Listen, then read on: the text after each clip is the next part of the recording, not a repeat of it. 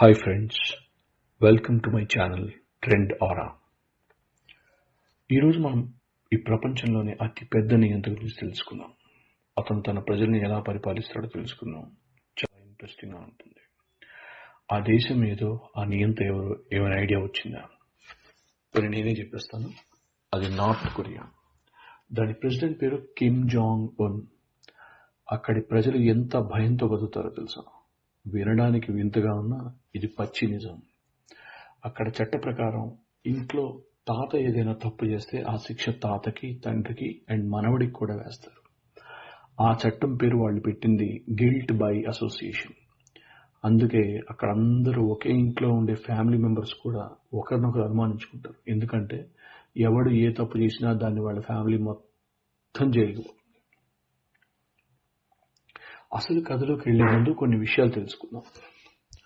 North కొరియాలో 1981లో ఒక pregnant lady, అంటే గర్భిణీ స్త్రీ, ఆమెని ఖైదీగా ఉంచారు. ఆమె చేసిన తప్పు ఏం లేదు. ఇందాక చెప్పినట్టు గిల్ట్ బై అసోసియేషన్ అనే చట్టం కింద ఆమెను అరెస్ట్ చేసి జైల్లో వేశారు. అంటే వాళ్ళ ఇంట్లో ఎవరు, వాళ్ళ హస్బెండ్, వాళ్ళ తండ్రి, మామగారు, ఎవరో ఒక ఫ్యామిలీ మెంబర్ తప్పు చేసినందుకు ఆమెను కూడా జైల్లో పెట్టారు. ఒకరి వంశంలో ఎవరైనా నేరం చేస్తే 3 తరాలు జైల్లో ఉండాల్సి వస్తుందన్నమాట ఆ చట్ట ప్రకారం. ఆమె జైల్లోనే ఒక మగబిడ్డకి జన్మించింది. అతని పేరు షిన్ డాంగ్ హ్యూక్. మనకి పేర్లు కొంచెం పలకడానికి ఇబ్బందిగా ఉండొచ్చు. ఆ బిడ్డ అట్లే జైల్లోనే 13 ఏళ్లు పెరిగి పెద్దోడయ్యాడు. ఆ పిల్లోడికి జైల్లో ఒక ముద్ద అన్నం పెట్టేవారు. చిన్నప్పటి నుండి ఒక్క ముద్ద అన్నం రోజుకి.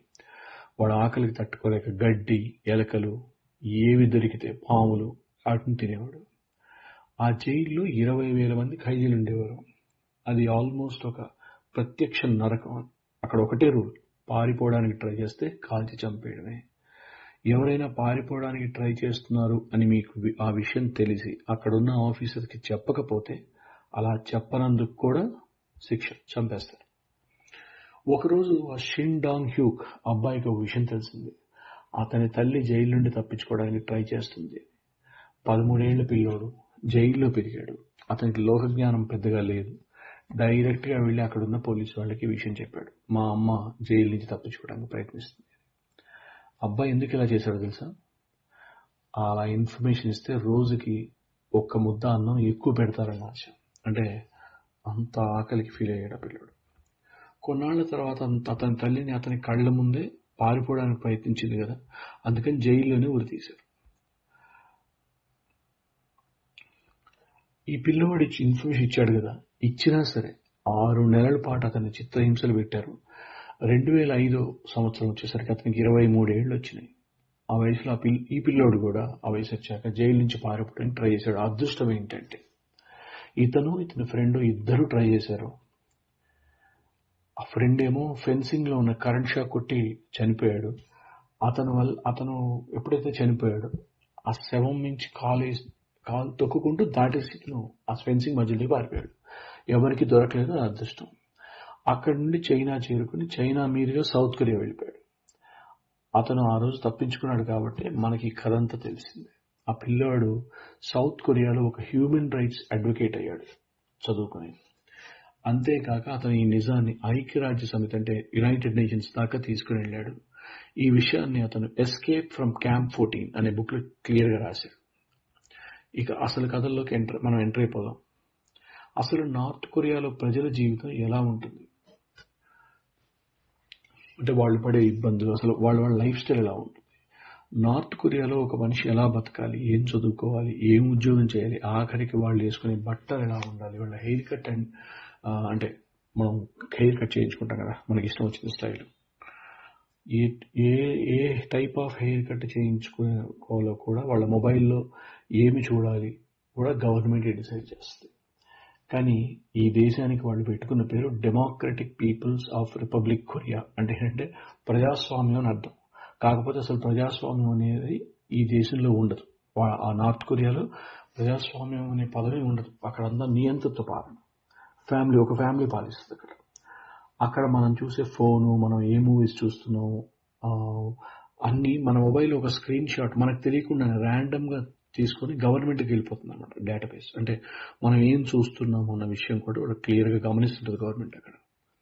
ఈ నార్త్ కొరియాని మీరు మ్యాప్లో చూస్తే, అంటే శాటిలైట్ వ్యూ గ్లోబల్ మ్యాప్లో చూస్తే, ఈ నార్త్ కొరియా సౌత్ కొరియా పక్కనే ఉంటుంది. అండ్ దీనికి వెస్ట్ సైడ్ అంటే పడమర సైడ్లో చైనా కూడా ఉంటుంది. ఈ నార్త్ కొరియా పాపులేషన్ దాదాపు ఒక 2 నుంచి 3 కోట్లు ఉంటుంది అంతే. అంటే మన దేశంలో ఒక చిన్న స్టేట్కి సమానం. ఈ నార్త్ కొరియా దేశాన్ని మనం రాత్రిపూట శాటిలైట్ నుండి చూస్తే దాని చుట్టూ ఉండే చైనా సౌత్ కొరియాలో లైట్స్ వెలుగుతుంటాయి, అంటే వెలుతురు కనిపిస్తుంది. కానీ ఒక్క నార్త్ కొరియాలో మాత్రం చిమ్మ చీకటిగా ఉంటుంది. ఈ దేశంలో ప్రజలు రాత్రి చదువుకోలేరు, టీవీ చూడలేరు, సాయంత్రం 7 అయ్యేసరికి నిద్రపోవాలి, చీకట్లో బతకడానికి అలవాటు పెట్టారు. 1995లో ఈ దేశంలో సడన్ గా కప్పలు మాయమవడం మొదలైంది. ఎందుకు అని ఆరాధిస్తే ఒక నిజం తెలిసింది. వింటే షాక్ అవుతారు మీరు. ప్రజలు ఆకలికి తట్టుకోలేక కప్పలు తినడం మొదలుపెట్టారు. అంటే వాళ్ళు ఎంత దరిద్రంలో ఉండేవారో అర్థం చేసుకున్నాం. 1995 నుండి 1998 మధ్యలో ఆ దేశంలో ఆకలితో చనిపోయిన వాళ్ళ సంఖ్య అప్రాక్సిమేట్ గా చూస్తే 15 నుంచి 20 లక్షలు. కానీ నార్త్ కొరియా ప్రజలు ఎప్పుడు ఇంత దరిద్రంలో ఉన్నారా అంటే అది తప్పు. ఒకప్పుడు వీళ్ళు సౌత్ కొరియా కంటే చాలా బాగా బతికారు. 1980 సంవత్సరంలో ఇండియా అండ్ చైనా ఈ రెండింటికంటే కూడా వాళ్ళు చాలా డెవలప్డ్గా ఉండేవారు. ఆ రోజుల్లోనే హెల్త్, ఎడ్యుకేషన్ అన్ని ఫ్రీగా ఇచ్చేవారు. అక్కడ గవర్నమెంట్ ఫ్రీగా ఇచ్చేది. అయితే 1950 నుండి 80 వరకు, అంటే ఈ ఒక 30 ఏళ్ల పాటు వీళ్ళు బాగానే డెవలప్ అయ్యారు. ఎందుకంటే వీళ్ళకి సోవియట్ యూనియన్ సపోర్ట్ ఉండేది. వాళ్ళు నార్త్ కొరియాకి ఫుడ్, ఆయిల్, అంటే ఈ డీజిల్, పెట్రోల్ లాంటివన్నీ కూడా చాలా తక్కువ ధరకే సప్లై చేసేవారు. అయితే 1990 సంవత్సరం వచ్చేసరికి సోవియట్ యూనియన్ విడిపోయింది. అంతే, ఆ యుఎస్ఎస్ఆర్ కొలాప్స్ అయిపోయాక 1990లో నార్త్ కొరియా కష్టాలు మొదలయ్యాయి. పవర్ స్టేషన్స్ క్లోజ్ అయిపోయాయి, లైట్స్ లేవు, జనాలు ఆకలితో చచ్చిపోయారు, లక్షల మంది చచ్చిపోయారు. అయితే ఇది ఆసరాగా తీసుకుని అమెరికా లాంటి దేశాలు ఏంటంటే వీళ్ళకి సాయం చేయడానికి ముందుకు వచ్చాయి. కానీ అది ఒక కండిషన్ పెట్టారు. ఏంటంటే నార్త్ కొరియా వాళ్ళు చేసే న్యూక్లియర్ బాంబ్ ఎక్స్పెరిమెంట్స్ ఆపేయాలి. అలా ఆపేస్తే వీళ్ళకి సాయం చేస్తాం. అంటే వీళ్ళు ఆల్రెడీ దరిద్రంలో ఉన్నారు కాబట్టి వాళ్ళు అడ్వాంటేజెస్ ట్రై చేస్తారు. కానీ నార్త్ కొరియా గవర్నమెంట్ వాళ్ళు ఒప్పుకోలేదు. దాంతో ఏంటంటే ప్రపంచ దేశాలు మొత్తం వాళ్ళని పట్టించుకోవడం మానేసి, అంటే వాళ్ళకి సాయం చేయడం మానేసి ఎవరు పట్టించుకోవట్లేదు. ఇదిలా ఉంటే 1995లో నార్త్ కొరియాలో విపరీతమైన వరదలు వచ్చాయి, తుఫాన్లు, వరదలు. ఆల్రెడీ కష్టాలు పడుతున్నారు వాళ్ళు. దానికి తోటి ఇంకా పెరిగిపోయాయి ఈ వరదలు, ఈ బీభత్సం, తుఫాన్లతో. ఇంతమంది జనాలు చచ్చిపోతున్నా సరే వాళ్ళ ప్రభుత్వం మాత్రం ఎక్కడ చీమ కుట్టినట్లేదు. పైగా మా దేశంలో ప్రజలు ఇబ్బంది పట్టలేదు, ప్రపంచ దేశాలకి చూపించుకోవడానికి, మేమంతా హ్యాపీగానే ఉన్నామని చూపించుకోవడానికి రకరకాల ప్రయత్నాలు చేయడం మొదలుపెట్టారు. అంటే అవి ఎలాంటి ప్రయత్నాలు అంటే భయంకరం. అంటే అసలు భూమి మీద ఇలాంటి మనుషులు ఉంటారా, ఇలాంటి పనులు చేస్తారా అని మనకు అనిపిస్తుంది. అదేంటంటే నార్త్ కొరియా రాజధాని ప్యోంగ్యాంగ్. ప్రపంచ దేశాల్లో ఎక్కువగా ఏ దేశమైనా సరే, ఫర్ ఎగ్జాంపుల్ మన దేశం ఉంది, ఢిల్లీ మన రాజధాని. ఎక్కువగా ఢిల్లీ నుంచి రూలింగ్ ఉంటుంది. మన politicians, prime minister, home minister అందరూ కూడా అక్కడే ఉంటారు. సో ఏ దేశమైనా సరే ప్రపంచ దేశాల్లో ఒక క్యాపిటల్ స్టేట్ని చూసి అంచనా వేస్తాయి. అందుకని వీళ్ళ ప్యోంగ్యాంగ్ అనే రాజధానిని మాత్రం అక్కడ ప్రజలు దరిద్రంలో ఉంటే వాళ్ళని అక్కడి నుంచి మాయం చేశారు. అంటే మీకు అర్థమవుతుంది కదా, మాయం చేయడం అంటే వాళ్ళు ఏం చేసి ఉంటారో మీరు అర్థం చేసుకోవచ్చు. అంటే దరిద్రాన్ని తగ్గియకుండా దరిద్రం ఉన్న జనాల్ని తీస్తారు అక్కడి నుంచి.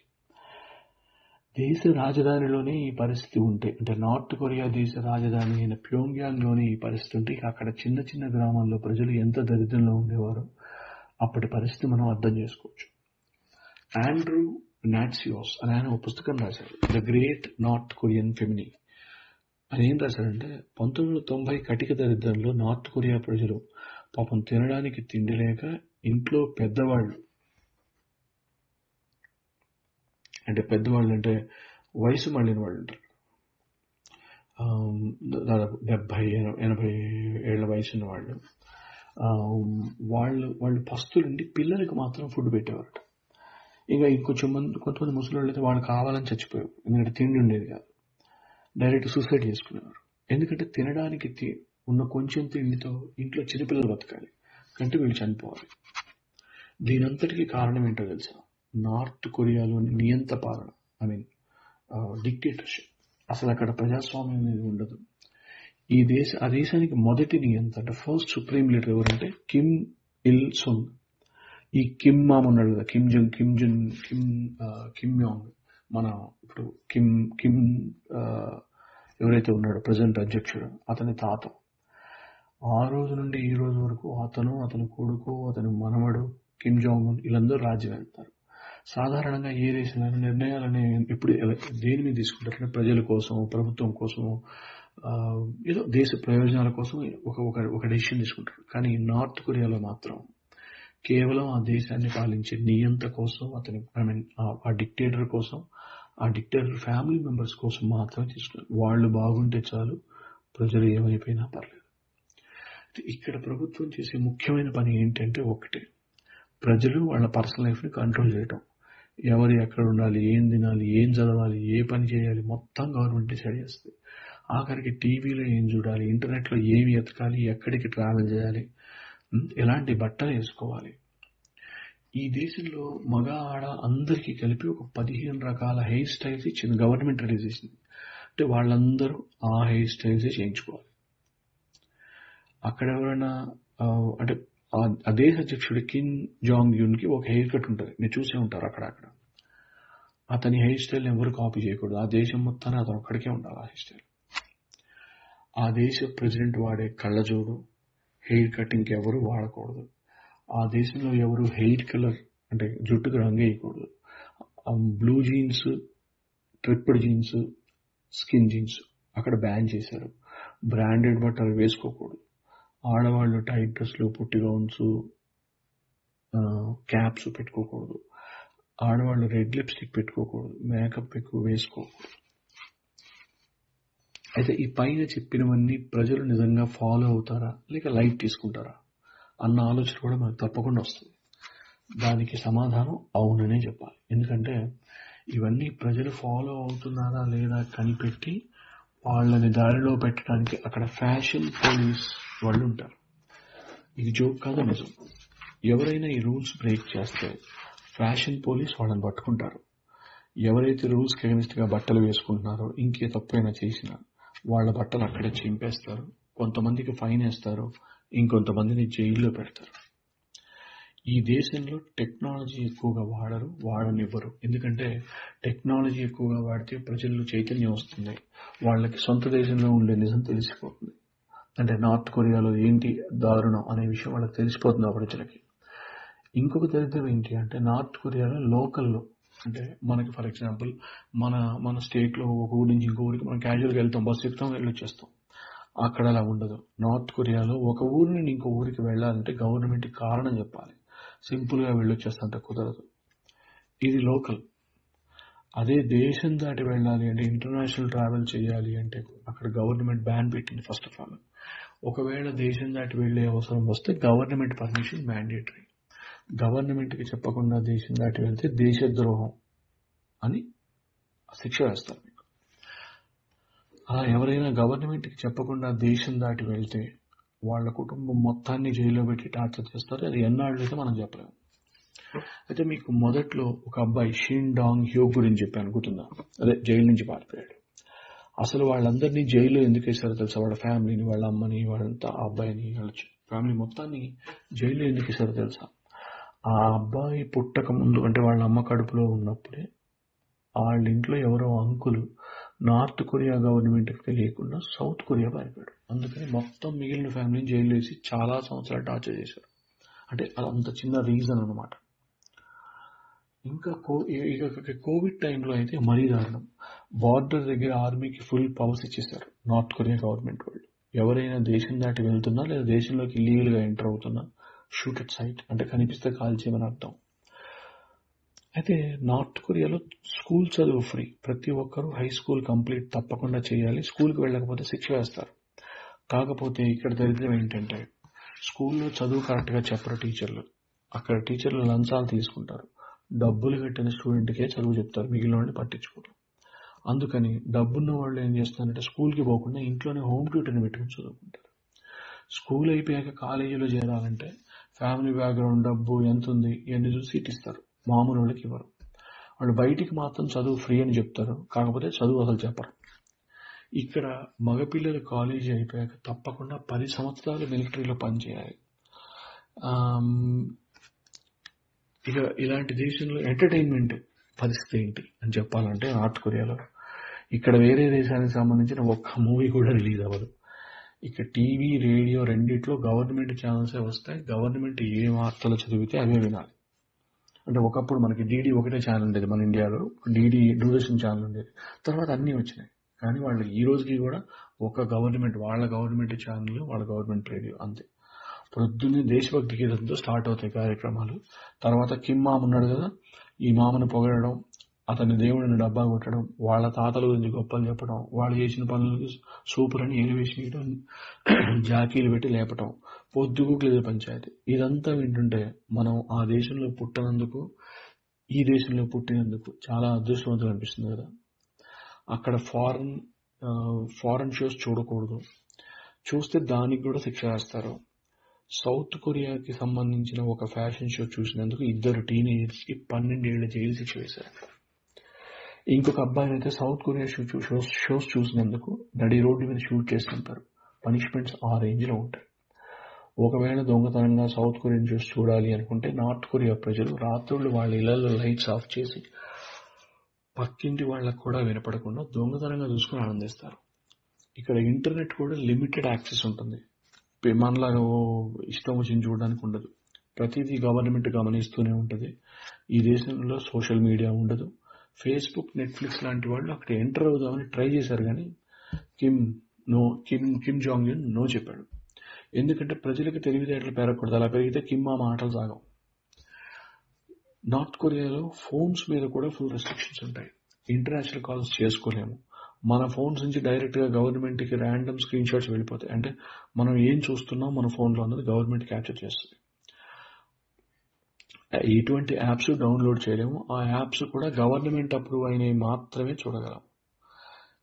ఇంకా ఇక్కడ నార్త్ కొరియాలో కులం, మతం లాంటివి ఉండవు. నార్త్ కొరియా ఒక నాస్తిక దేశం. అక్కడ దేవుడిని నమ్మరు. ప్రజలు ఏదైనా మతాన్ని ఫాలో అవడం కూడా నేరమే. అక్కడ ఇద్దరే దేవుడిని దర్శనమిస్తారు, కిమ్ మామ, వాళ్ళ తాత, వాళ్ళ నాన్న. అదేదో సినిమాలో ప్రొడ్యూసర్ హీరోకి బదులు తన ఫోటోలు వేసుకున్నట్టు నార్త్ కొరియా మొత్తం ఎక్కడ తిరిగినా వాళ్ళిద్దరు ఫోటోలు ఉంటాయి. ఆల్మోస్ట్ దేవుళ్ళలాగా చూడాలి. సీక్రెట్ పోలీస్ అప్పుడప్పుడు ఇళ్ల మీద దాడి చేసి సడన్ చెక్ చేస్తారనమాట. ఏం చేస్తారంటే ఇతని తాత, తండ్రి ఫోటోలు ఇళ్లలో జనాలు పెట్టుకున్నారా లేదా అని చెక్ చేయడానికి. ఇక్కడ కూడా ప్రజాస్వామ్యం పేరు చెప్పి ఎన్నికలు ప్రతి 5 ఏళ్లకు ఒకసారి చేస్తారు. కాకపోతే అక్కడ వేరే పార్టీ ఉండదు, ఒకటే పార్టీ, ఒకటే నియంత. ఎవరికి ఓటు వేసినా గెలిచేది కిమ్ మామ్ మాత్రమే. బాగుంది కదా. అందుకే నార్త్ కొరియాలో ఓటింగ్ పర్సంటేజ్ 99.9% ఉంటుంది. భలే ఉంది. చెస్ బోర్డుకి 2 వైపులు ఒకటే కూర్చుని ఆడుకున్నట్టు ఉంది. పొరపాటున ఎవరైనా వీళ్ళకి వ్యతిరేకంగా ఓటు వేసినా, వ్యతిరేకంగా మాట్లాడినా దేశద్రోహి అని పేరు పెడతారు. మీ ఇంటికి సీక్రెట్ పోలీసులు వచ్చి ఫ్యామిలీ మొత్తానికి పిచ్చెక్కిందని బయటికి రావుతారు అనమాట. అసలు ఈ సీక్రెట్ పోలీస్ అంటే ఏంటో కూడా ఎక్స్ప్లెయిన్ చేస్తాం మీకు. వీళ్ళు చేసే పని ఏంటంటే కిమ్ జాంగ్ ని, వాళ్ళ తాతని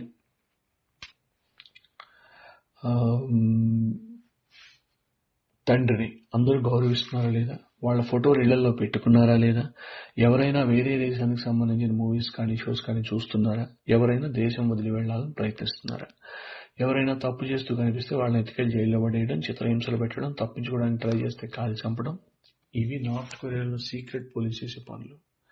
ఇక్కడ 69% అంటే 69% ప్రజలు పేదవాళ్ళు ఉన్నారు. తినడానికి తిండి లేదు, కట్టుకోవడానికి బట్టలు లేవు, మందులు లేవు. ఉన్న సంపాదన, వచ్చిన రెవెన్యూ మొత్తం కూడా ఆయుధాలు తయారు చేసుకోవడానికి, మిలిటరీకి, వీటికే పెడతారు అంతే. ఇక్కడ మగవాళ్ళు అందరూ గవర్నమెంట్ ఉద్యోగాలే చేయాలి. ఎంత జీతం ఇస్తే అంతే తీసుకోవాలి. ఈ రోజు కూడా వాళ్ళకి 1990 శాలరీసే ఇస్తారు. ఈ దేశంలో అంటే నార్త్ కొరియాలో ఆడవాళ్ళు మాత్రం సొంతంగా ఏ పనైనా చేసుకునే హక్కు ఉంది. అందుకే ప్రతి ఇల్లు 70% ఆడవాళ్ల సంపాదన మీద నడుస్తుంది ఆ దేశంలో. విన్నారుగా ఫ్రెండ్స్, నార్త్ కొరియాలో జరిగే దారుణాలు. ఏనాటికైనా ఆ దేశంలో ప్రజాస్వామ్యం రావాలని, నియంత పాలన పోవాలని కోరుకుందాం. మనం చాలా అదృష్టవంతులం. మన దేశంలో మనకు చాలా ఫ్రీడమ్ ఉంది. మేరా భారత్ మహాన్. జై హింద్.